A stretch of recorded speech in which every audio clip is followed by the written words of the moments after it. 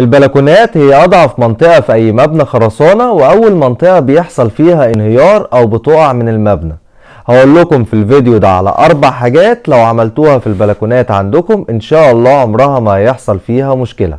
أول حاجة لازم نعمل تصميم إنشائي للبلكونات بيبين لنا التسليح بتاعها، ولازم نتأكد بنسبة 100% إن التسليح اللي موجود في الديزاين أو في التصميم الإنشائي ده اتنفذ بالكامل في الموقع. تاني حاجة لازم نعمل عزل مائي كويس جدا للبلكونات لأنها معرضة دايما للأمطار في فصل الشتاء. تالت حاجة لازم نعمل بلعات لصرف مية المطر في البلكونات. رابع حاجة لو فكرنا في يوم من الأيام إن احنا نقفل البلكونة أو نضمها لريسبشن أو لأوضة، لازم نرجع للمهندس الإنشائي اللي عمل التصميم بتاع تسليح البلكونة علشان نتأكد منه إذا كان التسليح ده هيتحمل إن احنا نقفل البلكونة وندخلها في الريسبشن أو ندخلها في أوضة. لو عملنا ال4 حاجات دول إن شاء الله عمر ما يحصل عندنا مشاكل في البلكونات.